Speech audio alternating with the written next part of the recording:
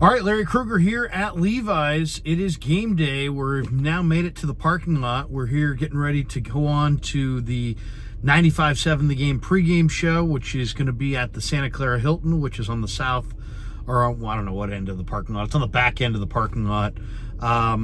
But getting ready for Niners and Packers. And of course, this final video brought to you by Pig and a Pickle.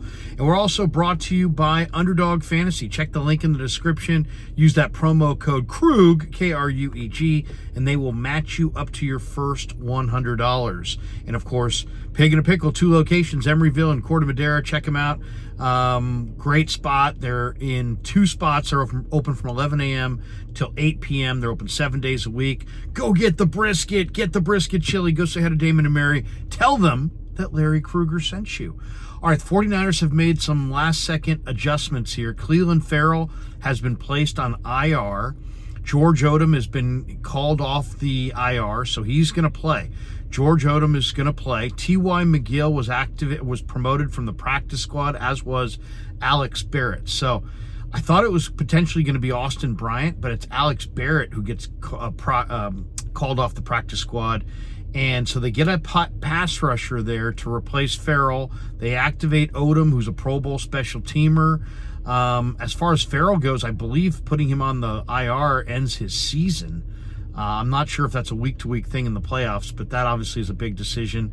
He has a knee injury that he suffered a couple weeks ago, and that would be a major loss. But the Niners do have Alex Barrett. They still have Austin Bryant, but it sounds like Barrett gets the nod over Bryant today off the practice squad. So Barrett off the practice squad, T.Y. McGill off the practice squad, and Clelin Ferrell to IR, and George Odum to the active roster. So those are the big decisions going into this game.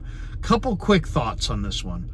One, I think the big key in this game is the first quarter. Can the 49ers interrupt the incredible rhythm that Jordan Love has established over the last 9 or 10 ball games? He looked great last week against the Dallas Cowboys in Arlington at Jerry's World. Can they disrupt that rhythm and then establish their own offensive rhythm right away, despite the fact that they've been, out for 20 days? So that's really the big question, I think, going into this game. The other one is the turnovers. Can you take care of the football? It's a rainy day. I talked to Colton McKivitz earlier in the week, and he said, the drainage on the turf here at Levi's is fantastic. He said the field will not get mucky. He said the field will drain. I'm sitting here in the parking lot right now, and it's not raining right now, but there's a lot of water on the ground. So it obviously rained a lot earlier today. It may rain later on tonight. So it's going to be wet conditions. I don't know if it's going to rain in the game. But either way, I expect a run-heavy game plan from the 49ers. The Niners have Christian McCaffrey and Deebo Samuel and Elijah Mitchell and Jordan Mason, and they can really run the football. Green Bay's 28th in the league. They've got the 4th worst run defense in the sport. They're 28th in the league at run defense. That's the major advantage that the 49ers have in this game. So, yes, the rain presents a wild card factor in this thing, because wet ball and could slip off somebody's hands. We saw Brock Purdy kind of battle with a wet ball in the second quarter in Cleveland earlier this year. But I gotta think the rain actually may benefit the 49ers, in that if this becomes less of a passing game, and then there's the wind factor. I'm looking at some of the flags in the parking lot here, and they're blowing, but they're not blowing crazy. So the winds are there, but it's not like a maniacally windy day. It's not like one of the windiest days of all time or anything. But if you have wind and you have rain, that could could negate some of the passing game and make it more of a run-heavy, a run-dominant game. I think that would favor the 49ers. They've got the 3rd best rushing attack in the game. They've got the best running back in pro football. They've got a receiver in Deebo Samuel that is unlike any other receiver, in that you can hand him the ball and you can utilize him as a running back. So I kind of think rain and wind may actually benefit the 49ers. But to me, the big question is rhythm. Love's in rhythm. How do you disrupt that rhythm? Purdy hasn't played for 3 weeks. How do you establish that rhythm? Getting off to a good start is going to be a very, very important thing. Green Bay, when the Niners have led at halftime, they've been really good this year. They've trailed 3 times at halftime all year. They've lost all 3 of those games. The first half is going to be absolutely essential that the Niners interrupt Love's rhythm, establish their own, get some points on the scoreboard, and start to feel good about themselves. I'm not worried at all about Brock Purdy. I'm not. I know he turned it over a bunch against Baltimore, but Brock Purdy is mentally dialed in on this thing. If you say, give me one thing that you like or one angle that you like in this game that you think is going to be impactful, I'll take the Niner linebackers, Dre Greenlaw and Fred Warner. I'll take those guys against Green Bay and, Aaron Jones. I think that's a major advantage. I mean, Greenlaw is one of the best linebackers in the game. Fred Warner's an all-pro. These guys are both really on top of their game. And I just really think that those 2 guys, especially Greenlaw coming off of a number of weeks of rest, I think those guys are going to be flying around. They're going to be physical. I really think they'll negate the Aaron Jones rushing attack. And I think that, that's what the Niners' advantage really is. I'm a little concerned about, can the 49er duo of Chase Young and Nick Bosa get pressure against Rasheed Walker and Zach Tom? Packers have the number 2 run block win rate.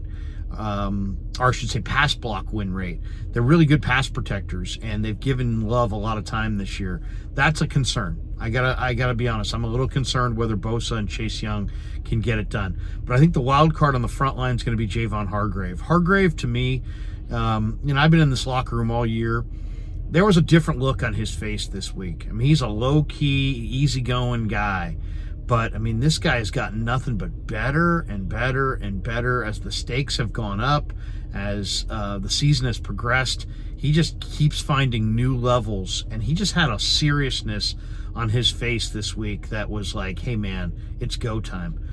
2 other things to think about. Christian McCaffrey has said, this has been, we've been on a different level since minicamp, that we're driven, we're focused, we're all in. And Demo Lenore also said to me, hey, the feeling of losing last year and the finality of losing in Philly has fueled this team all year.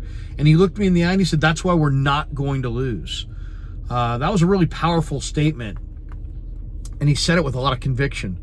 And then Trent Williams kind of admitted something that's also, I think, it's been a very true factor, which is when you lose the way the Niners lost last year, you just want to fast forward through the preseason and the regular season and get back to the playoffs and get back to the point where you fell off. And I just think the 49ers are going to fire a major effort today. They're focused, they're driven. This, it's not like, hey, we're just happy to be here. They're not just happy to be here. They need this win.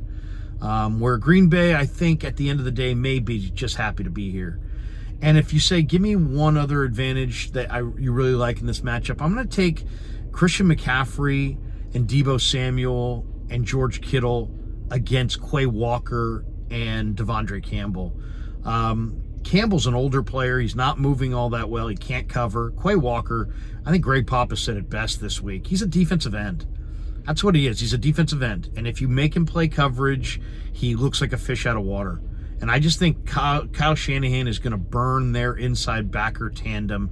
You got to have the cutting edge of NFL defense right now is linebackers with instincts who run in the 4-5s and can cover. It's a passing game now. The Niners have that in Dre Greenlaw and Fred Warner. Green Bay doesn't have that.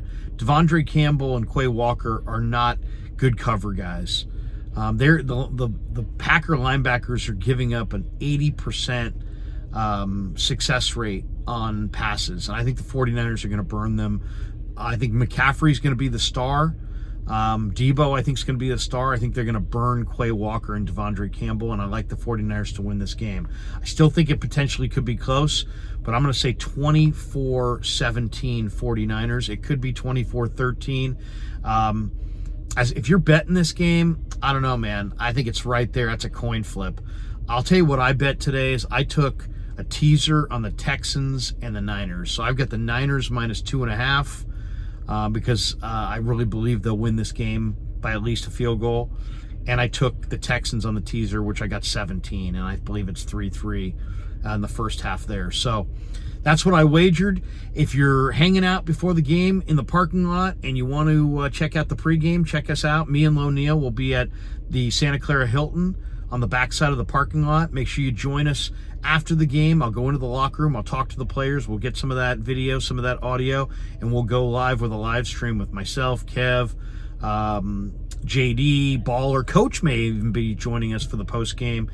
Danny, Rise. Should be a lot of fun. Hopefully talking about a Niner victory. So there you go. Go Niners.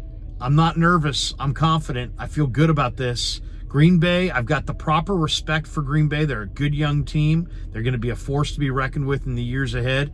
But today is the 49ers day. Thanks to Pig in a Pickle. Thanks to Underdog Fantasy. And thanks to all you guys for supporting the Krug Show on YouTube.